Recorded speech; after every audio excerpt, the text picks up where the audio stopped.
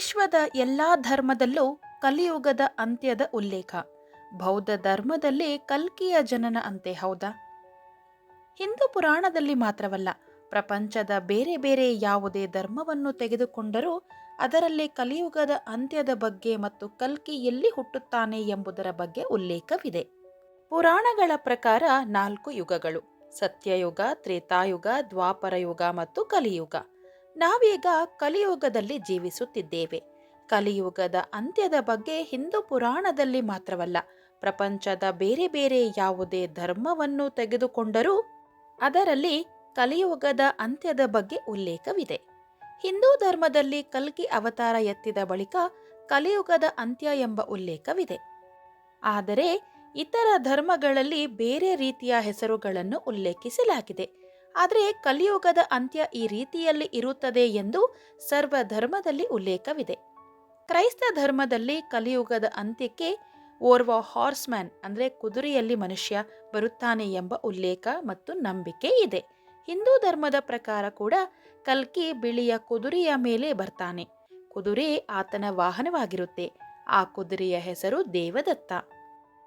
ಕಲಿಯುಗದಲ್ಲಿ ಧರ್ಮ, ದಯೆ, ಸತ್ಯ ಮೊದಲಾದ ಗುಣಗಳು ಅಳಿದು ಅಧರ್ಮವೇ ಹೆಚ್ಚಾಗಿ ಪಾಪ ಕರ್ಮಗಳು ತುಂಬಿ ತುಳುಕುತ್ತಿರುವಾಗ ವಿಷ್ಣು ತನ್ನ 10ನೇ ಅವತಾರವನ್ನ ತಾಳಿ ಕಲ್ಕಿಯಾಗಿ ಅವತರಿಸಿ ಕುದುರೆಯನ್ನು ವಾಹನವನ್ನಾಗಿಸಿ ಖಡ್ಗ ಹಿಡಿದು ಹೊರಟು ಅನಾಗರಿಕ ಜನರನ್ನು ಸಂಹರಿಸಿ ಕಲಿಯುಗವನ್ನು ಕೊನೆಗೊಳಿಸಿ ಜಗತ್ತಿನಲ್ಲಿ ಧರ್ಮ ಸಂರಕ್ಷಣೆ ಮಾಡಿ ಸತ್ಯ, ಧರ್ಮ, ನ್ಯಾಯಗಳ ಕೃತಯುಗ ಅಂದರೆ ಸತ್ಯಯುಗವನ್ನು ಸ್ಥಾಪಿಸುತ್ತಾನೆ ಎಂಬ ನಂಬಿಕೆ ಇದೆ.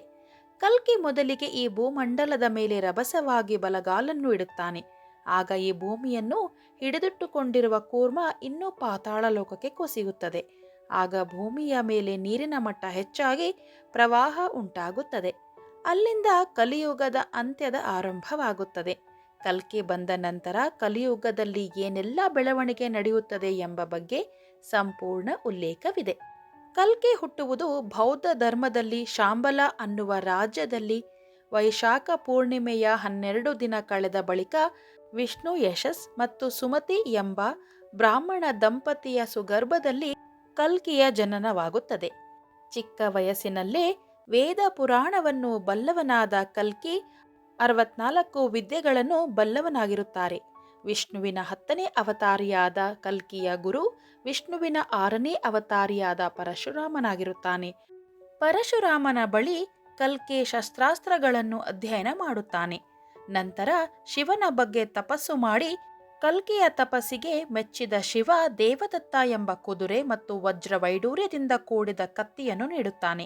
ಇದರ ಜೊತೆಗೆ ಒಂದು ಶುಕ ಅಂದರೆ ಗಿಣಿಯನ್ನು ನೀಡುತ್ತಾನೆ. ಇದು ಭೂತ, ಭವಿಷ್ಯ ಮತ್ತು ವರ್ತಮಾನಗಳನ್ನು ಬಲ್ಲ ಶುಕವಾಗಿರುತ್ತದೆ. ಕಲ್ಕಿ ಯಾರನ್ನು ಮದುವೆಯಾಗುತ್ತಾನೆ ಎಂಬ ಬಗ್ಗೆ ಕೂಡ ಪುರಾಣದಲ್ಲಿ ಉಲ್ಲೇಖವಿದೆ.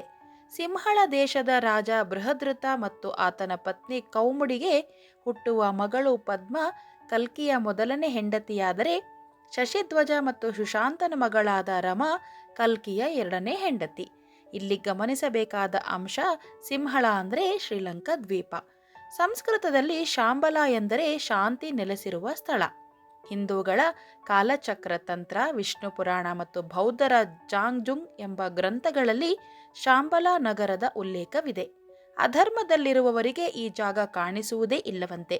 ಗ್ರಂಥದಲ್ಲಿ ಉಲ್ಲೇಖ ಮಾಡಿರುವ ಪ್ರಕಾರ ನುರಿತರು ಅಧ್ಯಯನ ಮಾಡಿ ಶಾಂಬಲ ಎಲ್ಲಿದೆ ಎಂಬ ಬಗ್ಗೆ ಊಹಿಸಿದ್ದು ಹಿಮಾಚಲ ಪ್ರದೇಶ ಅಥವಾ ಪಾಕಿಸ್ತಾನದ ಸಟ್ಲೇಜ್ ಕಣಿವೆಯಲ್ಲಿದೆ ಎಂದು ಕೆಲವರು ಹೇಳಿದರೆ, ಸೈಬೀರಿಯಾದ ಕಣಿವೆಯಲ್ಲಿದೆ ಎಂದು ಇನ್ನೂ ಕೆಲವರು ಹೇಳಿದ್ದಾರೆ. ಮಲೇಷ್ಯಾದ ಪರ್ವತ ಪ್ರದೇಶದಲ್ಲಿದೆ ಎಂದು ಕೆಲವರು ಹೇಳುತ್ತಾರೆ. ಟಿಬೆಟ್ನಲ್ಲಿದೆ ಎಂದು ಇನ್ನು ಕೆಲವರು ಹೇಳುತ್ತಾರೆ. ಆದರೆ ಟಿಬೆಟ್ನಲ್ಲಿರುವ ಬಗ್ಗೆ ಬಹಳ ಜನ ನಂಬುತ್ತಾರೆ, ಏಕೆಂದರೆ ಇಲ್ಲಿನ ಶಾಂಗ್ರಿಲಾ ರಹಸ್ಯ ಕಣಿವೆಯಲ್ಲಿ ಶಾಂಬಲ ಇದೆ ಎಂದು ನಂಬುತ್ತಾರೆ. ಇದು ಟಿಬೆಟ್ ಮತ್ತು ಅರುಣಾಚಲ ಪ್ರದೇಶದ ಗಡಿಯಲ್ಲಿ ಇದೆ. ಇನ್ನು ಕೈಲಾಸ ಪರ್ವತದಲ್ಲಿದೆ ಎಂದು ಬಲವಾಗಿ ನಂಬಲಾಗಿದೆ. ಅದಕ್ಕಾಗಿ ಅಲ್ಲಿಗೆ ನಮಗ್ಯಾರಿಗೂ ತಲುಪಲು ಸಾಧ್ಯವಾಗುವುದಿಲ್ಲ. ಇನ್ನು ಮ್ಯಾಕ್ಲಿಯೋಡ್ಗಂಜ್ ಭಾರತದ ಹಿಮಾಚಲ ಪ್ರದೇಶದ ಕಾಂಗ್ರಾ ಜಿಲ್ಲೆಯಲ್ಲಿದೆ. ಇದು ಕೂಡ ಒಂದು ಕಣಿವೆ ಪ್ರದೇಶವಾಗಿದೆ. ಉತ್ತರ ಭಾರತದಲ್ಲಿ ಕಲ್ಕಿಯ ಜನನವಾಗಬಹುದು ಎಂಬುದು ಬಲವಾದ ನಂಬಿಕೆಯಾಗಿದೆ.